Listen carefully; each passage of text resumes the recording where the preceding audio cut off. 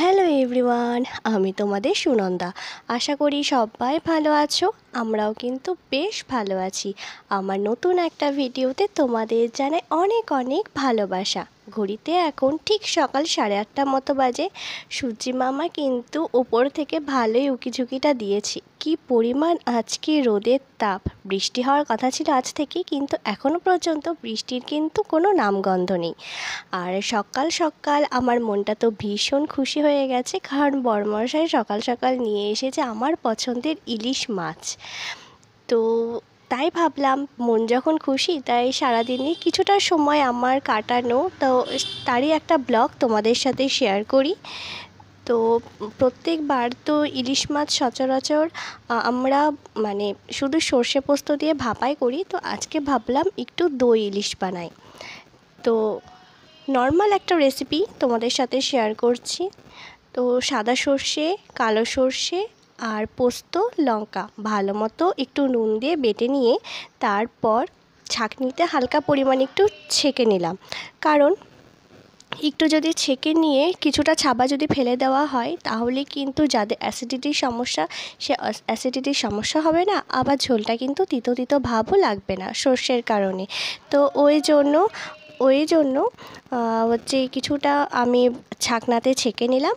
তারপর ওতে ভালো মতোভাবে একটু হলুদ আর সামান্য একটু লবণ, কালো জিরে আর কিছুটা সর্ষের তেল দিয়ে ভালো মতোভাবে পেস্টটাকে রেডি করে নিলাম।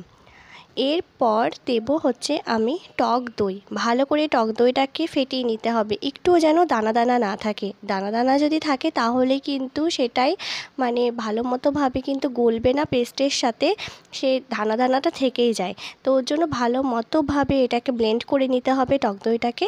তো ভালো করে ব্লেন্ড করে আমি কিন্তু সর্ষে পোস্তর সাথে টক দইটাকে মিশিয়ে নিলাম। এরপর একে একে নুন হলুদ মাখানো ইলিশ মাছগুলোকে এর সাথে ভালো করে মাখিয়ে নেব। ভালো করে একটা একটা করে ইলিশ মাছ মাখিয়ে নিচ্ছি। আর যেহেতু ইলিশ মাছ ভীষণ নরম, তাই খুব সাবধানে এই কাজটা করতে হবে। এরপর টিফিন কৌটোতে এক এক করে মাছগুলোকে সাজিয়ে নিলাম। আর ওপর দিয়ে যে সর্ষে পোস্তর যে ঝোলটা ছিল সেটা ওর মধ্যে দিয়ে দিলাম। এবার ব্যাস, টিফিন কৌটো ঢাকনা আটকে দিয়ে দেবো কিন্তু ভাপে। বেশিক্ষণের জন্য ভাপ লাগবে না, ওই আধ ঘন্টা মতো ভাপে বসালেই হয়ে যাবে। আর আমি স্বাদের জন্য ওপর দিয়ে আরও কয়েকটা চেরা কাঁচা লঙ্কা দিয়ে দিয়েছিলাম। যদি ঝাল কম লাগে তাহলে কেউ ডলেও খেতে পারবে। এরপর একটা কড়াই নিয়ে ভালো মতোভাবে ধুয়ে গ্যাসে বসিয়ে দিলাম জল গরমের জন্য। হালকা উষ্ণ জল গরম হলেই তারপর আমি টিফিন কৌটোটা ওর উপর বসিয়ে দেব। সকালবেলায় তো একটু তাড়াহুড়ো থাকে, কিন্তু আজকে না, যেহেতু ইলিশ মাছ আনা হয়েছে, তো ওই জন্য রান্নার অতটাও চাপ ছিল না। আর অনেক রকমের রান্নাও আজকে আমি করিনি, খুব শর্টকাটই করেছি। আর এই মাথাগুলোকে ভাবছি একটু ভেজে রাখি। ভেজে ইলিশ মাছের তেলটা দিয়ে, ভাজা তেলটা দিয়ে ভাত মেখে তো ভীষণ ভালো লাগে খেতে, একটু ভাতে আলু সিদ্ধ দিয়ে। আর ওদিকে একটু শাক করব। তো যাই হোক, ওটা হতে থাক। টিফিন কৌটো ওদিকে আমি বসিয়ে দিয়েছি, হোক। আর এদিকে বাদবাকি কাজকর্মগুলো আমি একটু একটু করে সেরে নিই।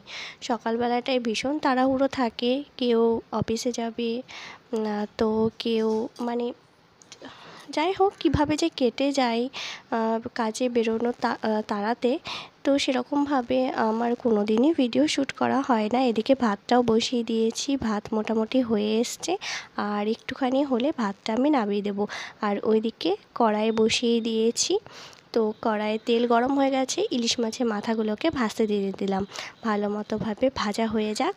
ভাজা হলে ইলিশ মাছের মাথাটাকে তুলে রেখে দেবো কালকের জন্য। ওটা দিয়ে কোনো একটা রেসিপি কালকে সেটা করব। আজকে শুধু তেলটুকুই থাক। গরম ভাতে এই ইলিশ মাছের তেলটা দিয়ে তো অর্ধেক ভাতই খাওয়া হয়ে যায়, কি বলো তোমরা? তো যাই হোক, তো তেলটাকে আমি একটা বাটিতে ঢেলে নিই। আর হচ্ছে ওদিকে তো খাওয়ার সময় হয়ে গেছে, শাকটা এখনও কাটা হয়নি, তো শাকটাও আমি এবার কেটে নেব। তো খুব ঝিরিঝিরি করেও আমি কাটিনি, মানে ভয় করে হাত কেটে যাওয়ার, একটু বড় বড়ই হয়েছে কাটাটা। তো শাকটা ওইদিকে হচ্ছে কালো জিরে, কাঁচা লঙ্কা আর হচ্ছে একটা শুকনো লঙ্কা ফোড়ন দিয়ে শাকটাকে বসিয়ে দিলাম। তো শাকটা ওইদিকে হতে থাক আর এদিকে আমি ওর খাবারটা বেড়ে নিই। তো ভাতটা ওইদিকে হচ্ছে বেড়ে নেব, আর এদিকে ইলিশ মাছের ঢাকনাটা খুলে দেখি অবস্থাটা কেমন। এই দেখো, দেখে কিন্তু মনে হচ্ছে ভালোই হয়েছে, টেস্ট এখনও করিনি, দেখা যাক। আর এদিকে ওর আমি থালাটাও সাজিয়ে নিয়েছি, ভাত, আলু সিদ্ধ আর একটু ইলিশ মাছের তেল, ওকে খেতে দিয়ে দিলাম, ও খেতে থাক। আর এদিকে ওর মাছটা তুলি। গরম গরম ভাতে আশা করি এই দই ইলিশটা খেতে অসাধারণ লাগবে। তো ওর জন্য আগে বেড়ে নিই, আমরা তো পরে খাওয়া দাওয়া করবো, তো ওকেই দিই। তো ও খেয়ে বলুক কেমন হয়েছে, এই রিভিউটা ওর কাছ থেকেই শোনা যাক। এখানে আমি আর কিছু বলবো না। আর ওদিকে